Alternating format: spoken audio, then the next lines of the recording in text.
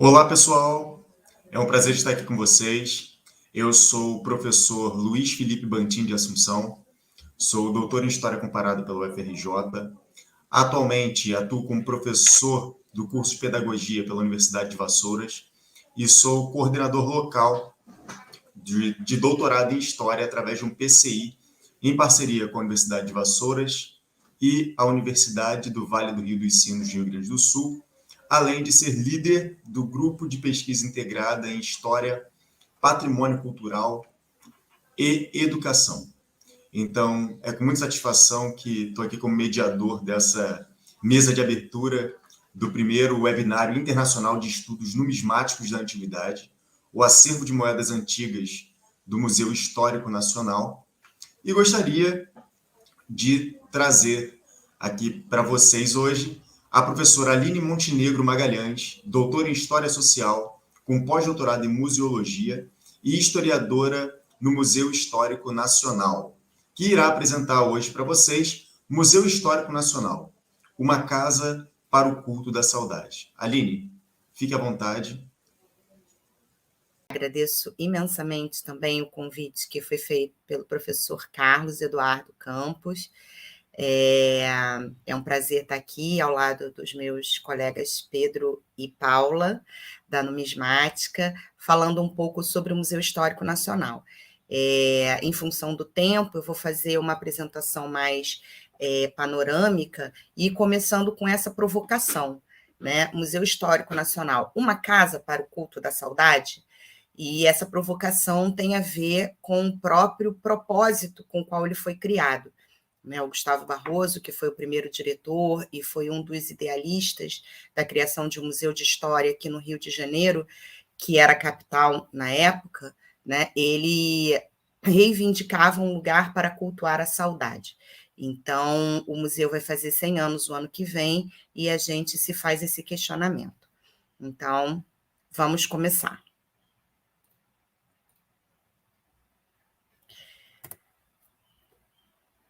Acho que fiz besteira, peraí.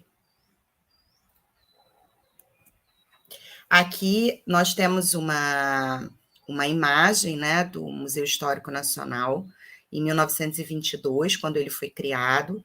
Na verdade, nesse período, né, o Brasil completava 100 anos de independência, e a região onde o museu foi instalado, que é no centro da cidade do Rio de Janeiro, passava por grandes reformas para poder aproximar a cidade aos padrões urbanos das cidades europeias, né? E nesse ano de 1922, a gente perdeu o Morro do Castelo, que era um marco histórico na cidade, onde a cidade iniciou o seu desenvolvimento, e o Museu Histórico era bem próximo ao... Eu sempre falo museu histórico, na verdade, esse lugar era o complexo arquitetônico do Calabouço, onde funcionou o Arsenal de Guerra, né? Na verdade, ele é composto por 3 edificações: a Fortaleza de Santiago, que é do século XVII, a Casa do Trem, que é do século XVIII, e o Arsenal de Guerra. Então, essas 3 edificações formavam um complexo arquitetônico. Atualmente, nós não temos mais a Fortaleza. E ele chegou a ser cogitado para ser demolido também, em função dessas reformas. E o que se optou foi reformar. Ele foi dotado do estilo neocolonial, como a gente pode ver, né, em alguns elementos arquitetônicos que se aproximam com o barroco e também com a arquitetura moura. E ele foi o lugar onde foi instalado também o pavilhão das grandes indústrias. Então, em 2 salas desse complexo arquitetônico foi instalado o Museu Histórico Nacional. E no seu regulamento constava que deveria ser uma escola de patriotismo para o culto do nosso passado, e também que ele deveria concorrer por meio de cursos, conferências, comemorações e publicações para o conhecimento da história pátria e o culto das nossas tradições. Então, a gente vê um propósito muito claro, né, pedagógico, de construção da identidade nacional, no momento em que o país completava 100 anos e a República né, estava ainda claudicando, digamos assim. Não sei se a gente não poderia dizer isso até os dias de hoje. E aqui, do outro lado, uma imagem de uma das salas que se chamava da monarquia à república, né? Então, eram 2 salas apenas, da colônia monarquia e da monarquia república. Em 1924, quando acabou a grande exposição comemorativa da independência, né, em 1923, essa exposição ela ocupou esse espaço da cidade, que era o bairro da Misericórdia, ocupando parte também da área que foi aberta com a demolição, com o desmonte do Morro do Castelo. Essa exposição ela acabou em 1923 e o museu passou por uma reformulação, né? Aumentou o número de salas, aumentou também o acervo, por meio de doações, de transferência de outras instituições públicas, e em 1924, Gustavo Barroso lançou um catálogo geral da primeira seção de arqueologia e história.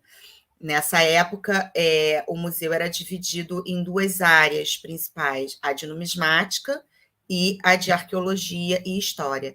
Então, o catálogo da numismática sempre foi uma promessa, né? Isso consta nos relatórios que eles iam fazer um catálogo separado para numismática, mas a gente não chegou, acho que não chegou a ser feito nessa época.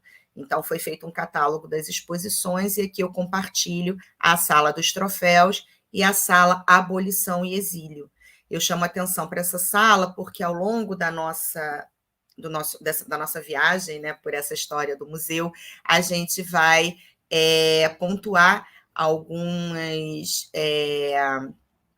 questões que dizem respeito à história da escravidão e do pós-abolição na história do Brasil, que o Museu Histórico Nacional estava contando, né? A gente percebe até pela característica dos objetos, pelas exposições, que se tratava de uma exposição de valorização do Estado, né, dos grandes feitos históricos do Estado, da aristocracia, dos militares, da Igreja Católica.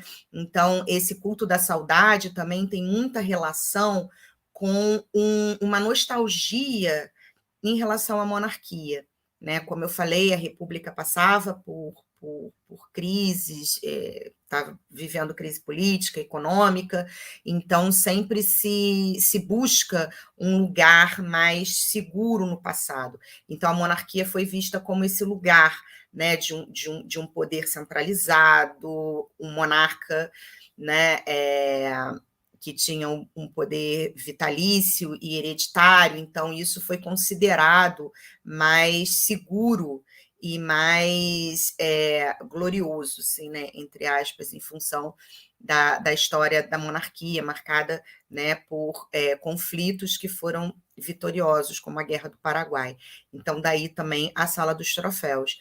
E a Sala Abolição e Exílio é vista como a gente não vê nada sobre a escravidão, né? Porque é uma sala que diz muito sobre essa saudade, né, da monarquia que aboliu a escravidão. Então, esse ato é visto, nessa época, por essa curadoria, como um ato benemérito do Estado monárquico, e teve que ser banida com a proclamação da República. Então, a sala ela representa a abolição pela chave de mais um grande feito do Estado monárquico. Agora eu vou falar um pouco dessa escrita da história, né? Eu estou chamando bastante atenção para isso, né? Que se realizava no Museu Histórico Nacional e que na década de 30 buscou ocupar outros espaços, né? Produzir o passado para além dos muros desse complexo arquitetônico militar. Então, aqui a gente tem uma primeira iniciativa do Gustavo Barroso, que foi o diretor, né, era o diretor, ele foi o diretor de 22 a 30, depois de 32 até 59, até o seu falecimento, né, e a gente vai notar uma marca muito própria dele nas ações do Museu Histórico Nacional nesse período, e aqui a gente tem ele, né, como inspetor de obras de preservação do patrimônio em Ouro Preto, trabalhando para o governo do estado de Minas Gerais, depois de escrever sobre a necessidade de preservar os monumentos das cidades históricas, tendo como grande alvo, o centro de atenção, a cidade de Ouro Preto. Eu não vou me aprofundar nisso. Aqui a gente tem 2 imagens da igreja de Nossa Senhora do Rosário, antes e depois da restauração, na igreja de Nossa Senhora do Rosário dos Pretos, de Ouro Preto, e foi uma ação que o Gustavo Barroso inspecionou. E essa inspeção realizada pelo governo do estado de Minas Gerais, ela foi interrompida em função da Revolução de 30, né, que provocou uma série de mudanças no âmbito político, e eu chamo atenção para essa restauração porque ela vai contribuir para um aumento das coleções do Museu Histórico Nacional em relação à representação da diáspora africana. E em 1932, foi criado o curso de museus, né, no Museu Histórico Nacional. Não foi na gestão do Gustavo Barroso, mas o Gustavo Barroso, como ele assume no final de 1932, ele também assume as responsabilidades sobre o curso de museus, e esse curso é mais uma parte desse projeto político de produção do passado para fora dos muros do museu, né? Ele é o primeiro curso de museus da América Latina que estava voltado para formar os profissionais que iriam trabalhar no museu. A gente percebe no currículo do curso de museus uma afinidade muito grande com a historiografia que se produzia no próprio Museu Histórico Nacional. E isso contribuiu para que essa referência fosse propagada para além dos muros do museu, do Museu Histórico, para além do Rio de Janeiro, né, porque formou muitos conservadores, né, na época era como se chamava, e depois ele vai se tornar um curso universitário na Unirio, formando museólogos até hoje, né? Claro que passando por uma série de mudanças curriculares, mas foi um projeto também educativo de formação, de capacitação de profissional para escrever história nos museus.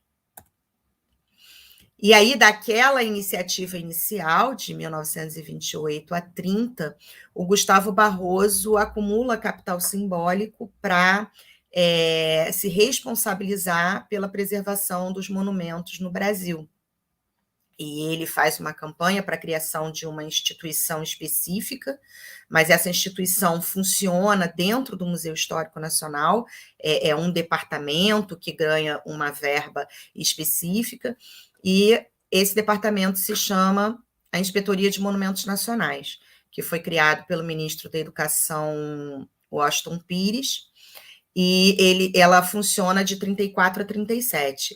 E a grande realização da inspetoria foram obras realizadas na cidade de Ouro Preto, né? Em 33, a cidade de Ouro Preto já tinha sido elevado a monumento nacional no governo Vargas, e aí em 34 ela passa a ser alvo das ações preservacionistas da Inspetoria de Monumentos Nacionais.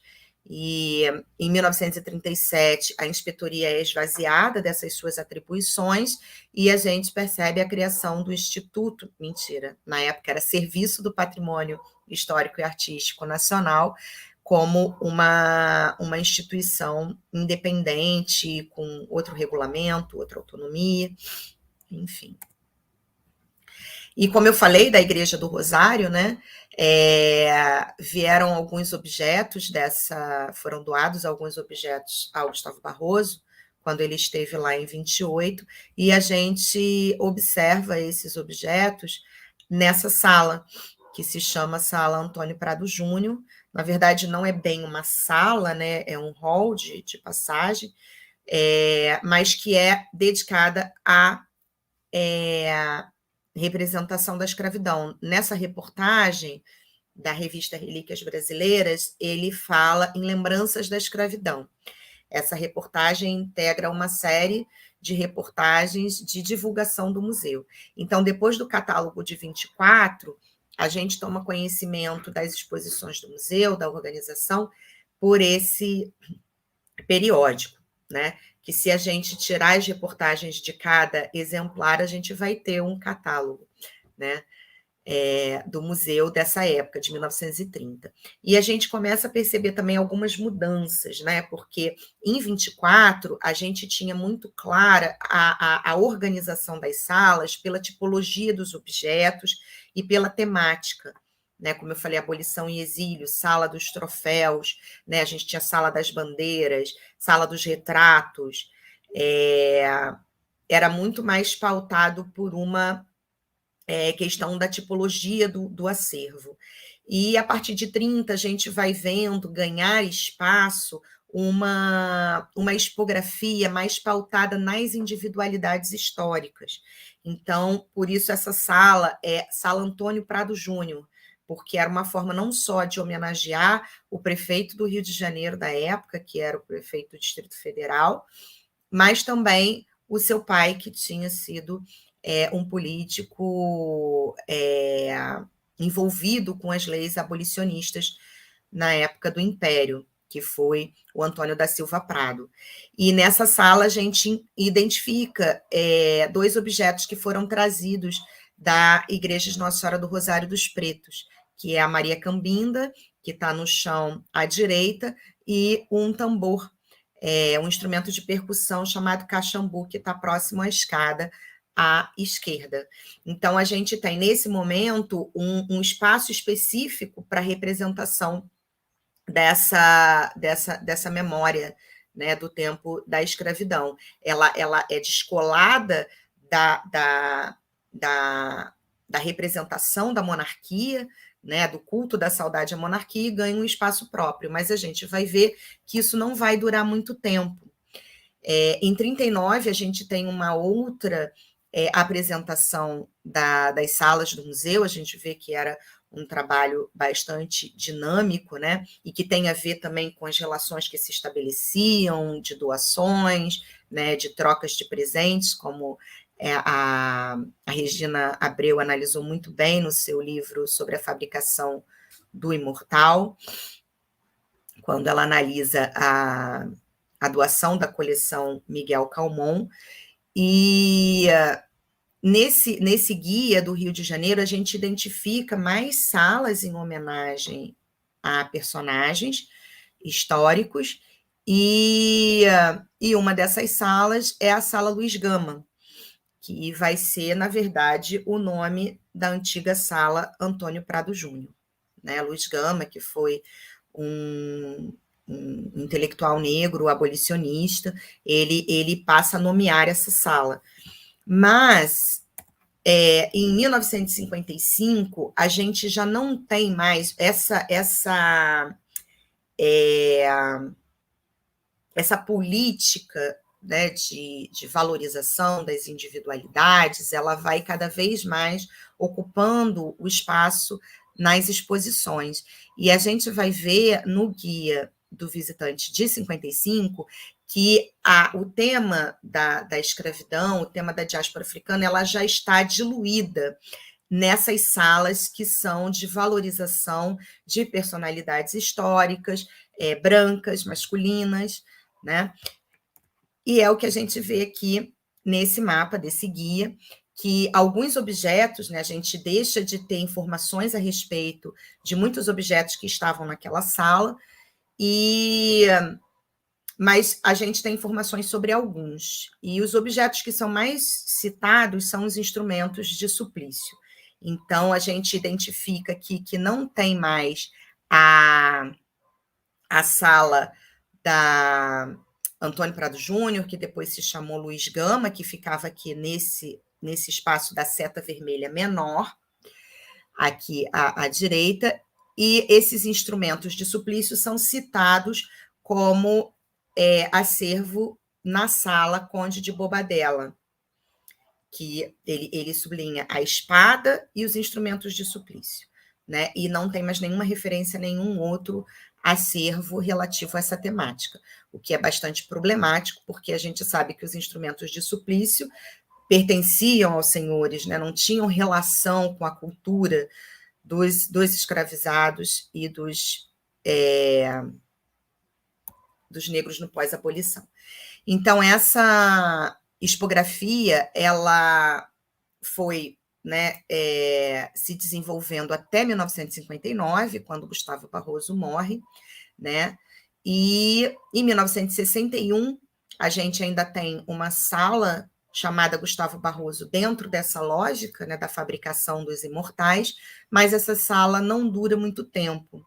Ela, em 1969, o Museu Histórico Nacional, entre 67 e 69, ele passa por uma grande reforma, né, já na direção do Léo Fonseca e Silva, e as exposições elas deixam de ter a expografia baseada nos grandes nomes e nos grandes feitos do Estado, que tem muita relação com essa proposta, né, de culto da saudade, porque era esperado um culto, uma reverência, e as exposições passam a ter um sentido cronológico, né? As salas passam a ser Brasil Colônia 1, 2, 3, Brasil Império, ela deixa de ter essa valorização, essa organização baseada nos nomes dos personagens históricos. Aqui eu chamo a atenção para o Pátio Epitácio Pessoa, que eu não falei antes, mas é porque ela é uma exposição de 1928 e que é a única exposição do museu que a gente pode dizer que é permanente, porque ela está lá até hoje, né? Recentemente nós lançamos um catálogo do Pátio Epitácio Pessoa, que é também conhecido como Pátio dos Canhões, justamente pela tipologia. E eu trouxe ele aqui justamente porque ele é o que lembra mais essa primeira expografia do museu, a expografia pela tipologia dos objetos. Na década de 80, né, aqui eu dei um salto bastante grande, porque é um momento histórico bastante significativo, não só para a política do país, mas também para a área da cultura e dos museus. Em 1985, no período, né, da reabertura democrática, houve uma série de projetos de valorização da cultura, de repensar a história, repensar os museus. Então, em 85, foi criado o Plano Nacional de Museus, e em 87, o Museu Histórico Nacional inaugurava uma exposição que tinha por objetivo principal contar essa história do Brasil de uma forma diferente da que foi contada até então. Né? Essa ideia do culto, ela passa a ser indesejada, né? E entra em questão uma reflexão crítica sobre o passado com base nos objetos e nas intervenções artísticas que foram feitas. Então, essa exposição, Colonização e Dependência, foi o primeiro módulo inaugurado e tinha por objetivo pensar a história do Brasil sob a chave da colonização e da dependência, né, que teria começado com a chegada dos portugueses e até os dias atuais, com outras formas, né, de a dependência econômica, a colonização norte-americana, moldando, né, essa cultura no Brasil. Então, foi encomendado um painel síntese ao artista Clécio Penedo, que tenta mostrar, né, é uma exposição denúncia, mas com o objetivo de despertar no visitante a vontade de romper esse ciclo, né? E isso vai estar presente em todas as exposições a partir de então. Um olhar crítico, uma vontade de mobilizar ações junto ao público, né? Junto aos visitantes. E nessa exposição, aqui tem uma vitrine representando esse início, né, o que seria esse início de relação de colonização e dependência, e também tem essa denúncia à escravidão, né, a crueldade da escravidão, mais uma vez, os instrumentos de tortura presentes, mas essa exposição ela não consegue ir além dessa denúncia da escravidão. Ela se restringe muito também aos instrumentos de trabalho, aos instrumentos de tortura, e silencia em relação a outros aspectos, né, como a agência de individualidades negras, as lutas pela libertação, nada disso é colocado, o que faz com que esse silenciamento em relação às tensões e aos conflitos sejam uma certa continuidade de uma história que se propõe pacífica, conciliadora, né, e que mostra o passado como algo que teria ficado no passado, né, como se não tivesse influências nos nossos dias. O tempo está acabando, você né? tem 5 minutos. Tá bom, vou dar uma corridinha. Então, a expansão Ordem e Defesa também tinha esse caráter, né, de mostrar essa tensão na história, um outro módulo de exposição, de 94, e tinha essa função, né, de expor as gotas de sangue no museu. Mas, nesse sentido, a gente tem a referência ao movimento sem terra, mas a gente não tem uma referência explícita à escravidão. Esse módulo já faz parte de uma política mais recente, que é a Política Nacional de Museus, e que tem relação com uma grande reestruturação do Museu Histórico Nacional. Os módulos, eles vão ser meio que unificados, e aqui a gente tem a primeira exposição que foi inaugurada, que foi de meios de transporte terrestres, que tem uma característica de trabalhar a tipologia da coleção, mas tem um sentido evolutivo, né, que começa lá com as cadeirinhas carregadas pelos escravizados, então, mais uma vez, a diáspora africana pela chave da escravidão.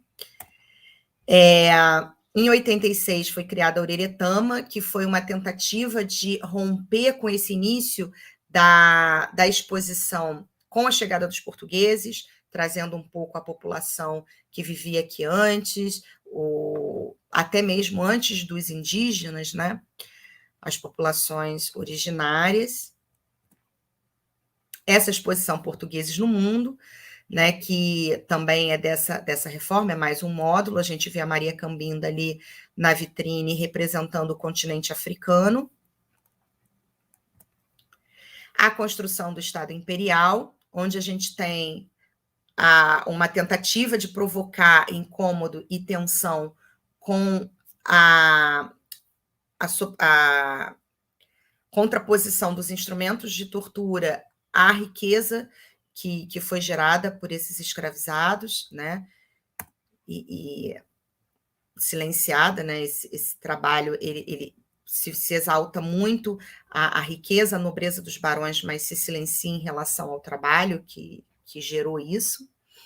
Cidadania em Construção, que é uma exposição que nós estamos reformulando agora, e um pouco da nossa prática para o centenário, né, que essa perspectiva crítica da história ela possa ser cada vez mais acentuada no nosso discurso expositivo e contando com a participação cada vez maior da sociedade, dos movimentos sociais, e aqui as rodas de conversa são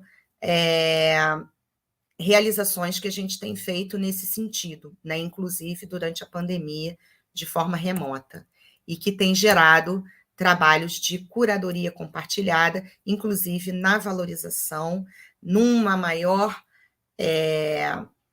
ampliando o espaço de representação da diáspora africana na história que é contada no Museu Histórico Nacional. Então, eu gostaria muito de agradecer, concluindo com essa exposição virtual, que chama atenção para aspectos dessa presença negra na exposição, que muitas vezes ainda não é explicitada. E é isso. Muito obrigada. Desculpa qualquer coisa. Obrigado, Aline. Muito instrutiva, diga-se de passagem. E passo a palavra agora a Pedro Colares Heringer e a Paula Moura Aranha, os quais falarão sobre o acervo de numismática do Museu Histórico Nacional. O Pedro é bacharel em museologia pela Universidade Federal do Estado do Rio de Janeiro e mestre em arqueologia pelo Museu Nacional da UFRJ. Atua no Instituto Brasileiro de Museus há 10 anos, onde exerceu o cargo de direção do Museu de Arqueologia de Itaipu. Atualmente integra o Núcleo de Numismática do Museu Histórico Nacional. Já Paula Moura Aranha, graduada em Museologia pela Universidade Federal do Estado do Rio de Janeiro, é especialista em História da Arte e Arquitetura no Brasil pela Pontifícia Universidade Católica do Rio de Janeiro e mestre em História pela Universidade do Estado do Rio de Janeiro. Atualmente é museóloga do Museu Histórico Nacional, vinculada ao Instituto Brasileiro de Museus e responsável pelo núcleo de numismática do mesmo museu. Então, vocês têm 30 minutos. Podem começar. Bom, estão me ouvindo? Bom dia a todos. Boa tarde, boa noite, assim como a Aline falou, né?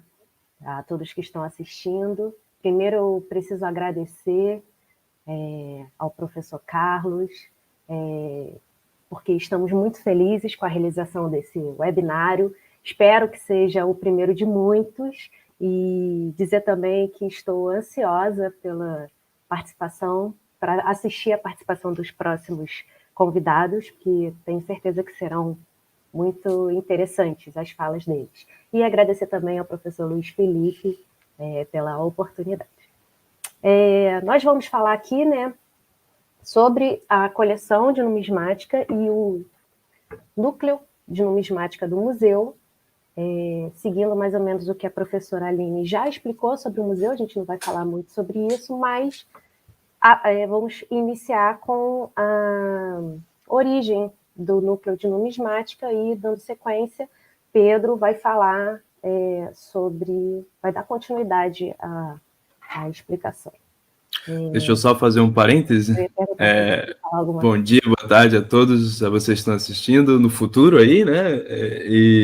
Bom, deixa nos comentários qualquer pergunta, a gente está disponível, mas é só para falar da nossa exposiçãozinha aqui, do nosso PowerPoint. A ideia é que a gente consiga ir complementando um ao outro à medida da apresentação. Então, pode ser que eu interrompa a Paula em algum momento, a Paula me interrompa em algum momento, tá bom? É só para vocês não estranharem essa dinâmica, porque como a gente trabalha no mesmo setor e há muito tempo, isso vai acontecer inegavelmente. Isso, pode ficar à vontade. A Aline e o Luiz também, se quiserem falar, provocar, tirar alguma dúvida, podem falar à vontade. Vou começar, então, falando um pouquinho, né, do início do núcleo de numismática, que já teve vários nomes, já foi um departamento separado, já foi um setor, enfim. Inicialmente era a segunda seção, né, do museu, mas a formação da coleção de numismática do museu, ela foi originária lá na Biblioteca Nacional. Ao longo dos anos, a partir de 1880, a coleção começou a ser formada. Isso já tinha sido uma conversa dos funcionários, né? Era uma vontade dos funcionários da Biblioteca Nacional, que foi posta em prática em 1880. A gente acompanha essas discussões e essa movimentação para a formação de uma coleção de numismática pelos anais da Biblioteca Nacional. A gente consegue ver nos relatórios da direção muitas informações interessantes do porquê se ter uma coleção de moedas e medalhas lá na biblioteca. A gente entende que naquele período, né, 1880, uma coleção de numismática era algo que era comum nas bibliotecas, nas grandes bibliotecas do mundo, por ser uma coleção que trazia memória, né, era uma coleção também muito elitizada, muitas pessoas da elite tinham uma coleção de numismática. Enfim, e aí foi criada em 1880, a gente pode ver nesse trecho que nós colocamos aí do relatório da direção, que em 1880 ela foi criada com cerca de 400 moedas, e que em 15 anos depois ela já tinha aumentado para um número muito grande, cerca de 20 mil peças, entre moedas, medalhas e selos. Conforme a conversa e as tratativas para a criação do Museu Histórico Nacional foram sendo feitas, foi acordado que a Biblioteca Nacional mandaria o seu acervo para o recém-criado Museu Histórico Nacional, o que foi feito em 23, um ano após o museu ter sido criado, e além da coleção, que foram 48 mil peças, nós recebemos o mobiliário, o expositivo, nós recebemos o mobiliário do trabalho em si, todos os objetos e o mobiliário de trabalho, e também os funcionários da Biblioteca Nacional foram movidos para o Museu Histórico. Então, o que era o setor de numismática lá na biblioteca foi praticamente igual para o Museu Histórico, e dali foi se desenvolvendo. Aí a gente vê uma foto do pessoal trabalhando, né, os funcionários trabalhando lá na seção de numismática da Biblioteca Nacional. Essa foto é de 21, e a gente vê logo aqui em destaque o Edgar Romero, que era o responsável pela seção lá, e continuou sendo responsável quando o museu recebeu a coleção, né, recém-fundado. Essa foto foi publicada na Revista de Numismática em 46, e depois também foi publicada pela professora Maricia num artigo dela no livro do Seminário do Museu Histórico. Falar um pouco sobre a coleção atual do museu. Lá no acervo de numismática, a gente chama núcleo de numismática, mas a gente não tem uma coleção apenas de numismática, moedas. A gente tem uma coleção um pouco mais ampla, mas que se convencionou chamar de núcleo de numismática, coleção de numismática. Hoje nós temos 150 mil itens, um pouquinho a mais, 150.200 itens, que está dividido em moedas, valores impressos, que são as cédulas, os vales, apólices, medalhas, que também são divididas em medalhas premiais, medalhas comemorativas, medalhas devocionais, condecorações.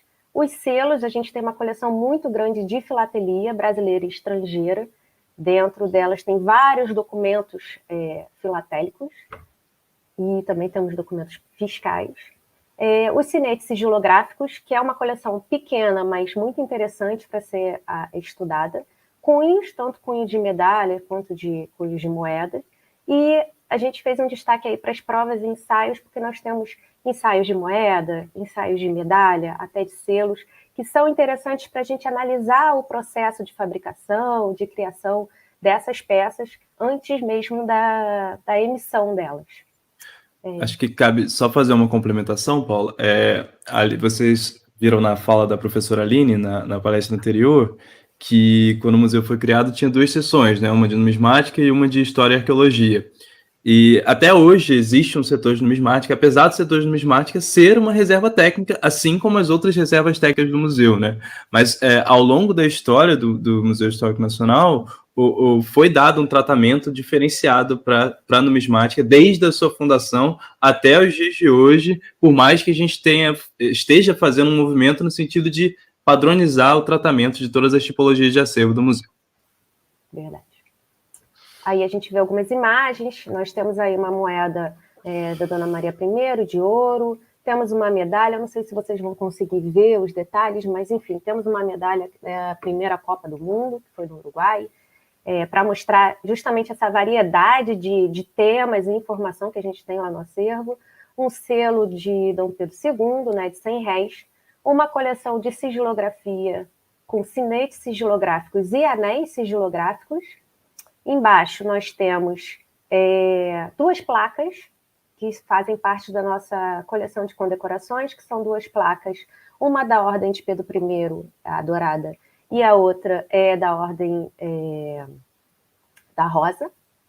No centro, embaixo, a gente tem um vale banho de mar, para mostrar também como é essa nossa coleção de vales, é muito interessante. Esse é um exemplo que todo mundo gosta de ver.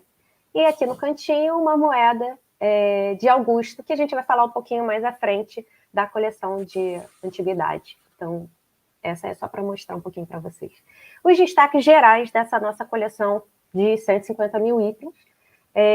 A gente fez um recorte para a coleção de moedas, né? A gente tem um pouco menos de 90 mil itens só da coleção de moedas. Então, a gente vai ver que a gente tem toda a história da emissão oficial brasileira dentro de moedas, contando com provas, ensaios, moedas com pequenas informações diferentes, uma data emendada, uma legenda, várias possibilidades, várias variantes dessas peças. A gente tem também moedas comemorativas, além das moedas regulares que entraram em circulação. Além disso, a gente tem moedas obsidionais, que são as moedas de necessidade que foram cunhadas pelos holandeses no Nordeste, durante a ocupação holandesa. Essas moedas são conhecidas por serem as primeiras moedas fabricadas, né, no território nacional, território do Brasil. Elas não são moedas oficiais, feitas pelo governo português, mas foram fabricadas aqui no nosso território. Série portuguesas também, assim como as séries de moedas brasileiras, as séries das emissões portuguesas, elas são muito completas, muito interessantes, com peças únicas, que também são muito pesquisadas. Além disso, a gente tem os vales particulares. Os vales mostram também aquela questão da moeda durante o período colonial brasileiro, da moeda, a escassez da moeda, do que as pessoas usavam para substituir aquela falta da circulação de moedas ali, geralmente numa fazenda ou num comércio, as moedas que tinham valor que as pessoas poderiam ir lá trocar por algum item ou recebê-las para depois trocar no comércio local. Além disso, a gente tem os exemplares da antiguidade e exemplares medievais. A gente vai falar um pouco mais sobre isso quando o Pedro for falar, mas por alto nós temos algumas moedas gregas e das regiões vizinhas, incluindo as primeiras emissões, né, das moedas da Lídia e da Jônia. Temos também a coleção romana, que começa durante a República e vai até o final do Império, com a divisão do Império mais para frente, incluindo as moedas bizantinas. E também temos uma série muito interessante de moedas orientais, que também merecem análise dos pesquisadores. Isso o Pedro vai falar um pouquinho mais também à frente, que é interessante essa coleção. A formação dessa coleção, como a Aline falou, o Gustavo Barroso ele, recolheu, né, fez algumas solicitações de acervo e recebeu muita coisa também para formar a coleção do museu. E a gente tem um perfil do início da coleção, além dessa coleção que veio da Biblioteca Nacional, de doadores e coleções de pesquisadores, estudiosos e colecionadores de moedas que foram para o museu. A gente listou aqui, né? Esqueci de falar que a gente também trabalha com doações desde o início até hoje, mas durante a história do museu, o museu fez compras, adquiriu acervo por meio de permutas e do legado também de algumas pessoas que deixaram. Então, vou mostrar para vocês algumas doações que nós recebemos, algumas aquisições. Guilherme Guine, que foi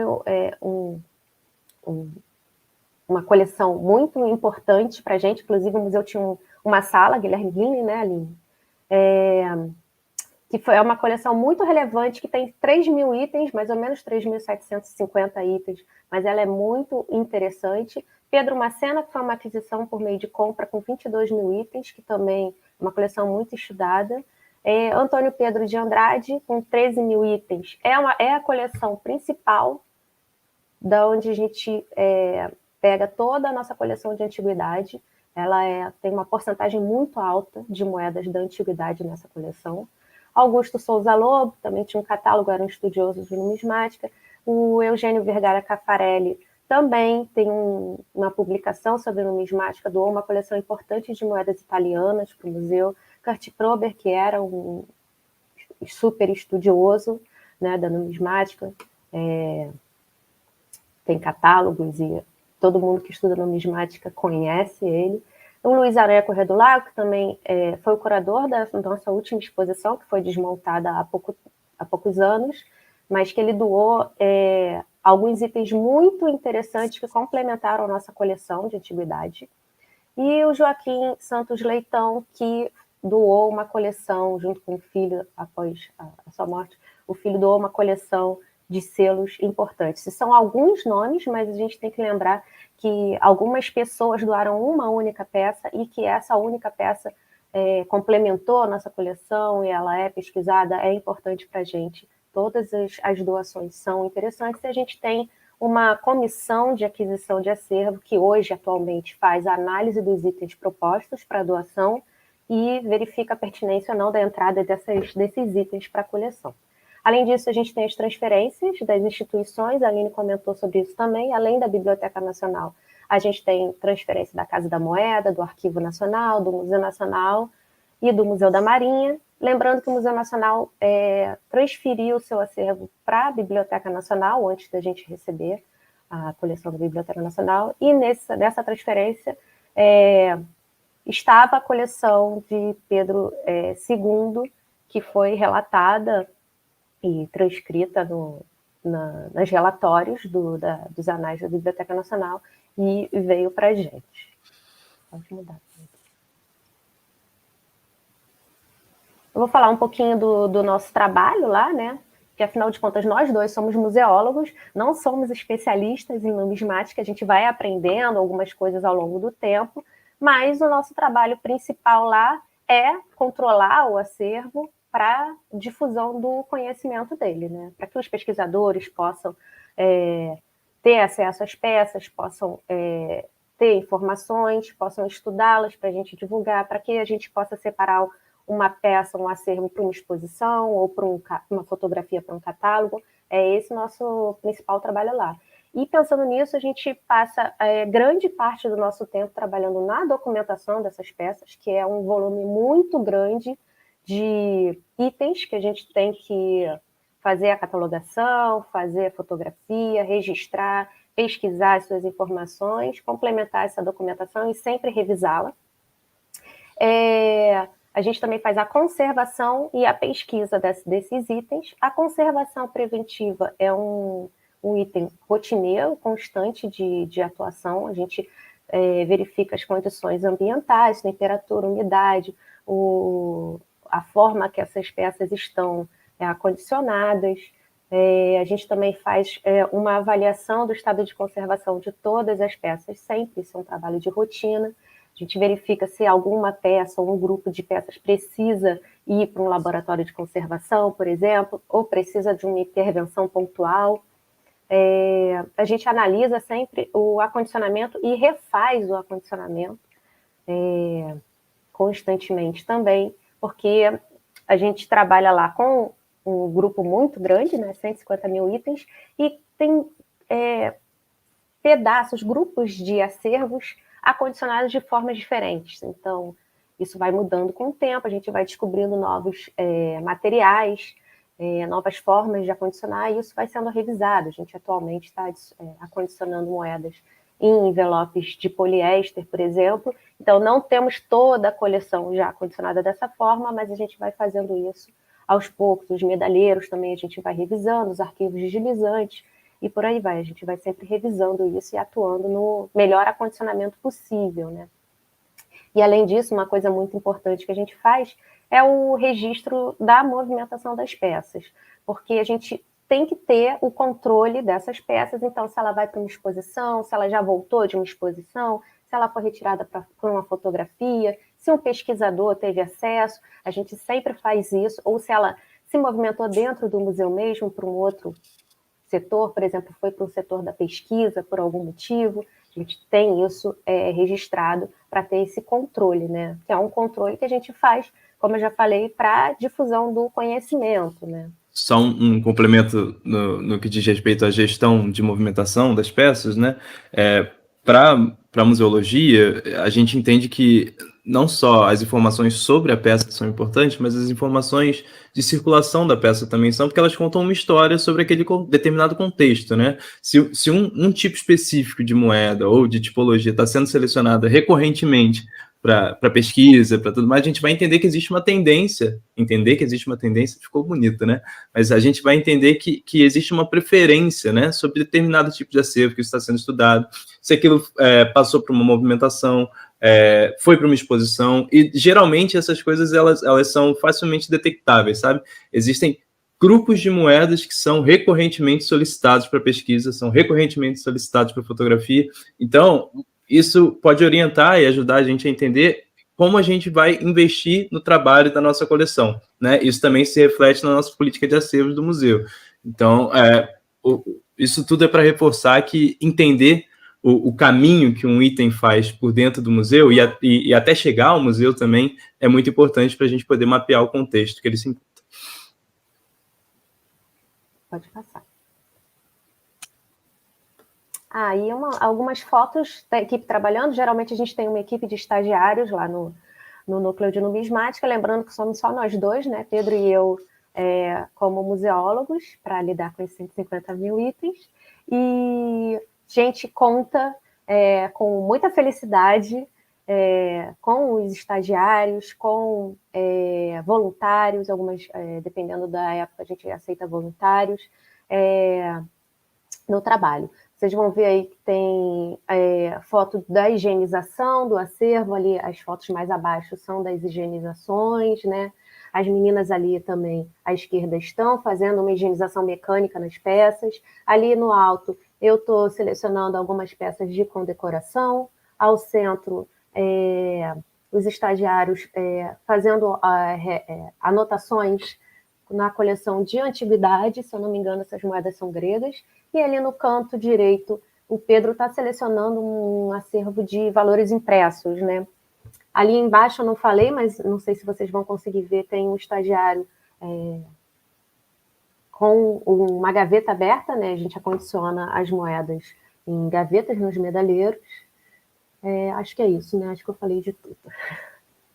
Agora, Pedro, continua. A Paula falou um pouquinho do que a gente tem no nosso espaço de trabalho, né, do nosso acervo, do que a gente faz, e eu vou, no dia a dia, né, eu vou tentar aprofundar um pouquinho algumas dessas questões, né. Esse é um primeiro ponto, a arqueologia da coleção. A gente tem uma dificuldade enorme em mapear a origem das peças por conta da falta de documentação. E aí eu trouxe alguns exemplos aqui para vocês dos principais documentos sobre os quais a gente se apoia para tentar mapear a origem dessas peças, né? A Paula mostrou que veio uma coleção grande de determinado doador, uma coleção grande de determinada instituição, mas que coleção é essa? Que peças são essas? E como eu estava falando para vocês, é muito importante a gente tentar entender toda a trajetória de uma peça no museu, antes de chegar no museu e depois que ela chega no museu também. Mas essas imagens aqui são para mostrar a dificuldade de fazer isso. Porque, por exemplo, no canto inferior esquerdo, vocês podem ver, essa é uma listagem de conferência da coleção Pedro Macena, que foi comprada. Ela, no primeiro momento, ela ficou na Casa da Moeda, depois ela veio para o Museu Histórico Nacional. E aí a gente vê que foram 139 moedas de prata de Dom Pedro I. Mas que moedas são essas? Qual o valor dessas moedas? Qual é a data dessas moedas? A gente não sabe. São 1.675 moedas de cobre de Dom Pedro I também. São de R$5, são de R$10, são de R$50, a gente não tem a menor ideia. Então, o que acontece? A gente tenta rastrear e isolar por algumas características comuns, geralmente por proximidade, geralmente por...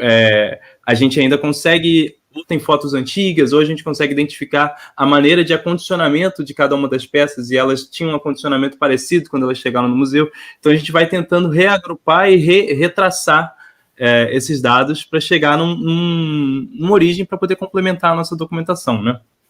E aqui tem um outro exemplo, que é quando parte do acervo da Marinha é enviado ao Museu Histórico Nacional em 1922, que é mais complicado ainda, né? A gente vê que são 59 moedas de cobre. Aqui não fala nem o período, né? Porque pelo menos no exemplo da esquerda são moedas de prata de Dom Pedro I. Aqui não, são 59 moedas de cobre e é isso aí, se vira, museólogos do futuro, porque não tem data, não tem governante, não tem estado de conservação. Então é isso, é preciso entenderem um pouco a nossa rotina de trabalho e entender o volume de informações que a gente está trabalhando, né? Acho que tem mais alguns exemplos aqui na frente. Sai. Eu estava falando da parte informacional, né? E aqui tem um pouco da parte física mesmo, né? De como a informação vem descrita, como esse acervo chegou para a gente. E devido à quantidade de acervo, passaram-se anos sem que algumas dessas peças fossem mexidas. Então, o nosso trabalho é ir aos poucos tentando chegar nesses acervos. Lembrando, são 150 mil peças para 2 pessoas. Se a gente trabalhar 10 peças por dia, eu fiz os cálculos, vai demorar mais ou menos 27 anos para a gente trabalhar a coleção inteira. Então, assim... O bom é que a gente não tem previsão de se aposentar, né? Então... O bom para quem, né? Brincadeira. Mas então, é para vocês entenderem parte da nossa rotina. E uma coisa interessante é que esse tipo de dificuldade também é uma informação, tá? Porque a gente entende como que era feito, quais eram as características e os elementos que eram dada preferência para fazer a documentação na época. Então, novamente, a gente vai tentando entender a construção da informação acerca das peças, né? Falar um pouco da antiguidade em números, o que a gente tem de coleção de antiguidade?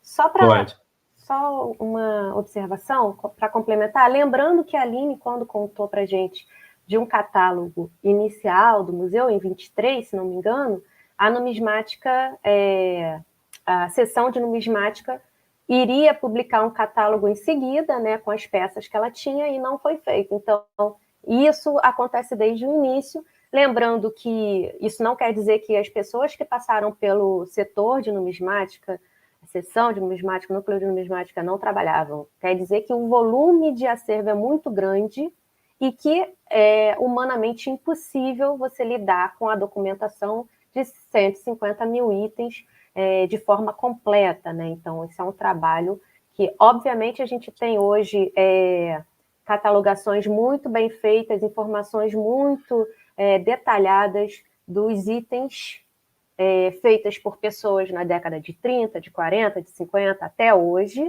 mas isso não supre a necessidade da informação da coleção toda, né? E a gente está falando tudo isso porque no final da nossa apresentação a gente vai pedir a ajuda de vocês, tá? Porque os pesquisadores são muito importantes para a gente e eu vou explicar um pouco melhor o porquê. E aqui é um panorama, a gente tem mais ou menos 10 mil moedas relacionadas à antiguidade na nossa coleção, das quais 3 mil carecem de classificação, seja por dificuldade de visualização, seja por dificuldade em relação ao estado de conservação, ou seja, porque a gente ainda não conseguiu chegar nela devido a outras prioridades. Mas a gente tem bastante coisa de Grécia Antiga, Roma, República e Roma Império faz pouco mais de 50% desse total. A gente tem moedas celtas, moedas da Gália, moedas visigóticas também. Então, tá a lista aí. Vamos falar um pouquinho dos destaques da coleção.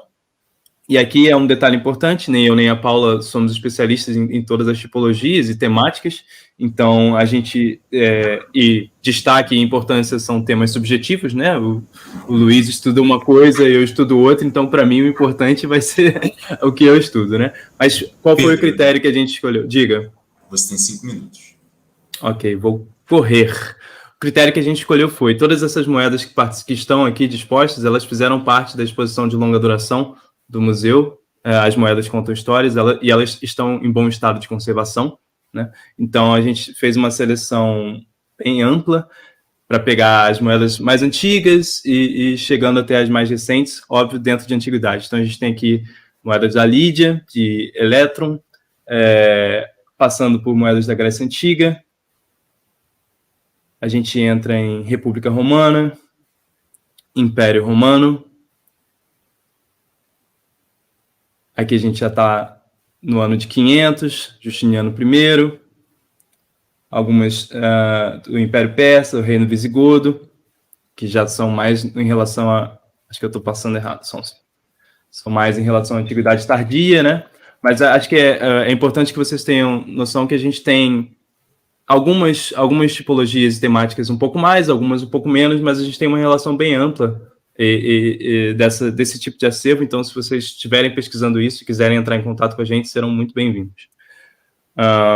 E como que vocês podem ter acesso a essa coleção, né? A gente tem algumas publicações específicas, temáticas, algumas de moedas portuguesas, moedas gregas, publicações de artigos científicos mesmo relacionados à numismática. Os anais do museu tem muita coisa também. E a gente tem no nosso setor uma biblioteca especializada de numismática. Caso vocês queiram ter acesso também, basta entrar em contato. Isso aqui, com obras raras. Isso aqui é a principal coisa que a gente está trabalhando agora. Basicamente é um banco de dados que a gente está passando toda a nossa documentação, que consistia em 242 planilhas de Excel elaboradas ao longo dos últimos 50 anos, para um sistema de serviço online, onde vocês vão poder ter acesso. Já tem algumas coleções disponíveis, mas a coisa mais legal desse nosso banco de dados que a gente está trabalhando agora é que a gente pode convidar catalogadores externos. Então, se eu tenho uma dificuldade para trabalhar com determinada tipologia de acervo, eu posso convidar o Luiz ou o Carlos ou algum de vocês que esteja assistindo para vir ajudar a gente a preencher as fichas catalográficas do acervo. Acervo no nosso circuito dispositivo, acervo de numismática perpassa o circuito dispositivo inteiro. Atualmente, geralmente, ele é usado como algum tipo de contextualização da época. E aqui é a hora que eu chego para pedir a ajuda de vocês. Qual é a essência do fazer museológico? É esse tripé aqui: conservar, comunicar e pesquisar. Mas a gente tem uma relação desfavorável absurda no nosso setor. Nós somos somente 2 para fazer tudo isso com relação às moedas. Qual é o nosso objetivo? A gente definiu, a gente restringiu a nossa área de atuação. A gente quer deixar as peças dignamente conservadas, minimamente documentadas, para que vocês possam chegar e ajudar a gente a complementar o serviço de pesquisa, que, por sua vez, vai complementar o serviço de catalogação e complementar o serviço de conservação, uma vez que informação também é um jeito de preservar. Então, a gente não tem domínio sobre as tipologias e os temas, que são muitos, desde 600 a.C. até hoje. Então, a gente pede a ajuda de vocês, especialistas em temas pontuais, que entrem em contato conosco, que conheçam o nosso acervo e que nos ajudem a desenvolver a pesquisa e o conjunto informacional sobre o mesmo. Deixamos alguns links para vocês terem acesso às informações que a gente tem, as informações do museu, as informações específicas dos artigos, e uma exposição virtual também, assim como a Aline deixou. E é isso. Muito obrigado pela atenção, gente. Bom, obrigado, Pedro. Obrigado, Paula. Mais uma vez, obrigado a Aline. Essa mesa foi muito interessante em inúmeros aspectos. Então, meus agradecimentos, tanto pelo esclarecimento, quanto também em nome do Carlos e do Átrio. Então, diante disso, eu trago aqui um breve questionamento, iniciando pela Aline, porque algo me intrigou. Embora isso tenha sido comentado de maneira en passant ao longo da própria apresentação dela, quando você fala daquela sala da abolição e do exílio, e repito, você falou, tá? Mas se você puder ampliar um pouco essa percepção do que seria esse exílio, eu ficaria muito agradecido. O áudio está desligado. Obrigada, Luiz Felipe, pela sua pergunta e também pela sua mediação tão cuidadosa. Você chamou a atenção para um ponto bem interessante do nome dessa sala, né? Porque ela diz respeito a 2 realidades históricas, né, distintas, e que a sala procura, né, construir um elo, que é a abolição dos escravizados e o exílio da família imperial, que tinha sido, então, assim, a agência da abolição, ela está totalmente na figura do Estado imperial. Então, assim, a abolição é dos escravizados, mas quem fez foi a família real, que depois teve que ser exilada em função da proclamação da República, né? Então, foi muito bom você ter chamado a atenção para esse estranhamento, né? Porque tem a ver com essa perspectiva do culto da saudade. Eu queria só aproveitar pedir para vocês, para eu poder esclarecer um outro ponto, que depois que acabou é que eu fiquei me dando conta, né? Porque eu falei do diretor Gustavo Barroso, falei do diretor Léo Fonseca e Silva, mas quando eu falo das inovações de 85 e quando eu falo das inovações a partir de 2003, eu não falo o nome das diretoras. E eu acho que é fundamental a gente não deixar de fazer essa referência, né? Que foi a diretora Solange Godoy, em 85, né? E a Solange Godoy ficou de 85 a 90, se eu não me engano, e a Vera Tostes ficou de 94 até 2014. Então, as duas estavam gerindo o museu quando a gente passou por essas grandes transformações em termos de políticas públicas, né? Que foi a reabertura política, em 85, e a política nacional de museu já no governo do Lula, né? Governo PT. Só esse parêntese. Obrigada, Luiz Felipe.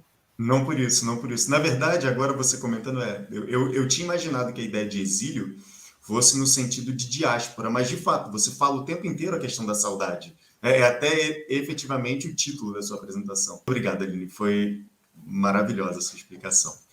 E agora para Pedro e para a Paula, como não poderia ser diferente.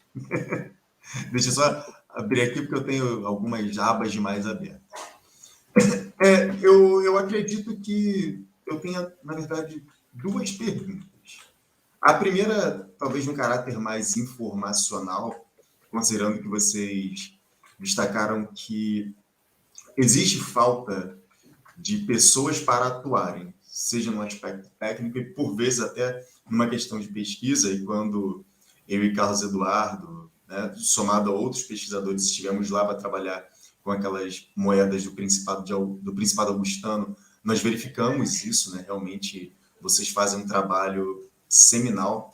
Então, assim, primeira pergunta é, como é que os interessados a se tornarem voluntários podem fazer para atuar junto ao museu? Posso responder, Pedro?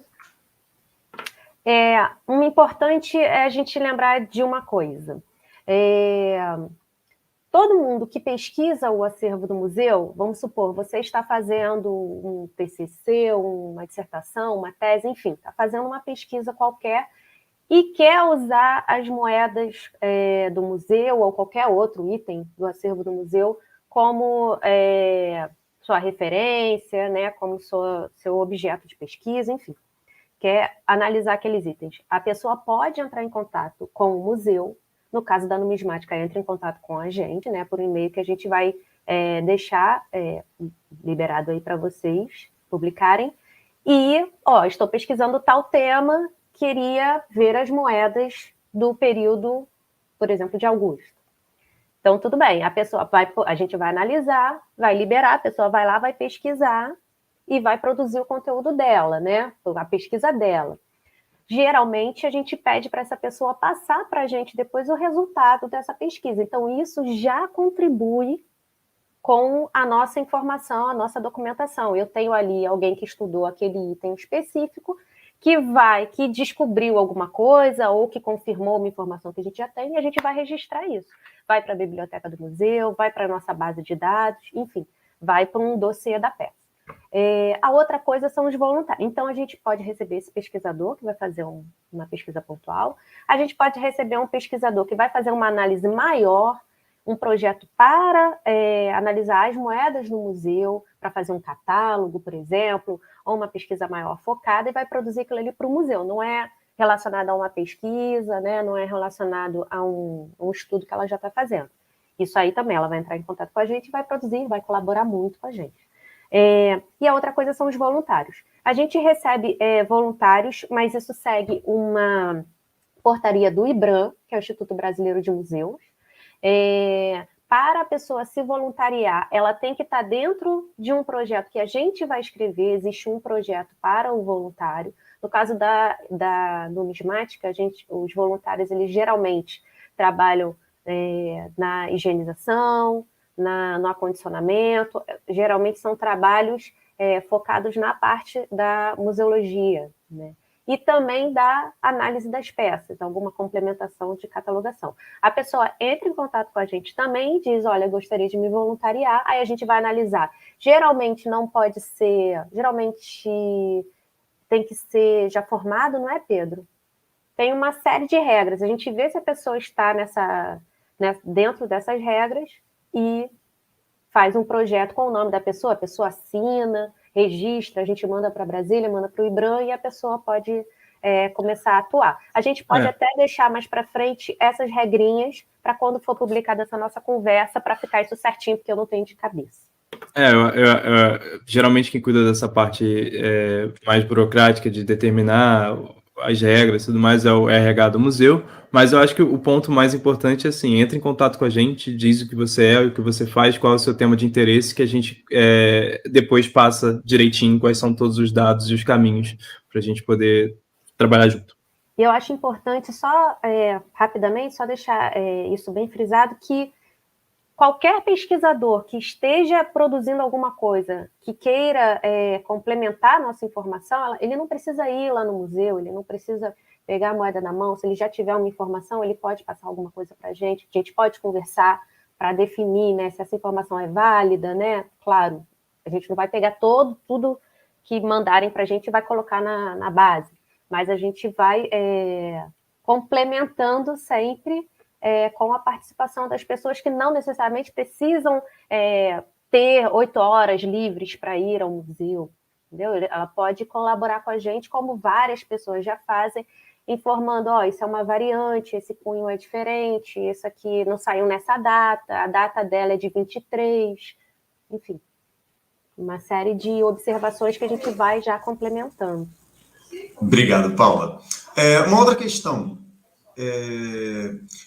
Quando vocês comentaram sobre a aquisição de coleções ou de itens que vão compor o acervo do museu, eu fiquei com um incômodo, digamos assim. Não pelo que vocês falaram, na verdade foi uma curiosidade. Alguma dessas coleções em particular, ou todas, não sei, elas tinham alguma identidade temática ou não? Era uma coisa bem geral. Quer responder, Pedro? Eu respondo. Acho que a gente responde junto. Varia muito da doação e da aquisição, né? A gente tem colecionadores que doaram que sim, como a própria Paula mencionou, né? A nossa maior parte da coleção de antiguidade é de um mesmo colecionador, né? Ou então, por exemplo, o Luiz Aranha Corrêa do Lago, né? Que ele fez uma doação pontual para complementar uma exposição que estava sendo elaborada. Então, assim, é muito situacional. Existem, sim, coleções que foram doadas ou foram adquiridas temáticas, e existem aquelas que são totalmente amplas e avulsas, assim, até, que no sentido de montar uma primeira coleção, né? Algumas coleções maiores, geralmente foram os colecionadores que já faziam um recorte dentro da coleção deles, né? Colecionavam só Brasil, colecionavam só Império, colecionavam só gregas, colecionavam só itálicas, enfim. E aí essa doação entrava, que há muito na origem do museu e ao longo dos primeiros anos, geralmente a gente recebia coleções dos colecionadores inteiras, algumas doadas, algumas compradas, né? Com o recorte específico daquele colecionador. Isso é um tema muito interessante de pesquisa. Só para complementar a resposta, para evitar qualquer tipo de aleatoriedade ou subjetividade nesse processo de seleção de entrada das peças e tudo mais, o museu ele estabeleceu um documento, que é a Política de Aquisição e Descarte de Acervos, no qual o museu estabelece diretrizes para selecionar a entrada, tanto no que diz respeito à conservação e temática ou datação, e vários outros assuntos, e estabelecendo assim o que o museu precisa complementar da coleção, o que o museu deseja se dedicar de agora em diante, né, ou que o museu deseja se afastar, né? Ou seja, em determinado momento aquilo foi importante, agora a gente está partindo para uma outra temática, o museu está com uma outra orientação no sentido de aquisição de acervo. Então, por que isso é importante? Né? Para evitar qualquer tipo de personalização ou de subjetividade na seleção das peças, né? A partir do momento que a gente está trabalhando com uma instituição pública. Então, acho que vale a pena reforçar que existe esse documento dentro do museu. Então, assim, só para a gente poder, né, se direcionar, talvez, à conclusão, algum tempo atrás, embora os seus resultados estejam tendo desdobramentos até agora, o professor Carlos Eduardo, ele fez um projeto junto com o Museu Histórico Nacional, com o setor de numismática, que foi o projeto das moedas Júlio-Claudianas, e se vocês puderem falar um pouco sobre esse projeto, sobre as moedas, seria muito interessante. Está sendo, né, um projeto muito interessante para a gente. O professor Carlos propôs ao museu, fez um projeto, a direção aceitou esse projeto, que ele fosse executado. É um projeto de análise das moedas Júlio-Claudianas que a gente tem na coleção. Eu não me recordo exatamente a quantidade das moedas, mas eu complemento essa informação daqui a pouco, que são análises não apenas, essa moeda ela tem o Augusto, o busto de Augusto no reverso, no anverso, virado à direita, e no reverso um soldado do exército com a legenda tal. Não é apenas isso, não é apenas uma listagem das moedas, isso é muito importante que a gente tenha, tá? A descrição das moedas, mas enfim, não é apenas um catálogo para a descrição das moedas, mas sim a análise com as imagens, uma análise do que aquele conteúdo pode trazer, o que aquele uso daquele elemento naquela moeda específica, daquela dinastia representa, naquele período, uma contextualização, né? Porque a gente tem que lembrar que todo o uso de símbolos e imagens nas moedas, assim como as legendas, todo esse uso é intencional. A moeda ali ela serve como um dispositivo de transmissão de mensagem, de uma mensagem feita por um governo nesse período, e até hoje, né? Então, essa análise está sendo feita de moeda a moeda, foram fotografadas, foram descritas, a intenção é ter isso disponibilizado, o Carlos pode falar um pouco mais sobre isso, e eu acho que é um projeto muito importante e que eu pretendo, e torço, né? Eu torço que ele seja finalizado com sucesso e que a gente tenha outros projetos na sequência das dinastias, porque essa é a primeira no início do Império, e a gente ainda tem o Império todo pela frente para ser analisado e publicado. Eu acho que vai ser um sucesso.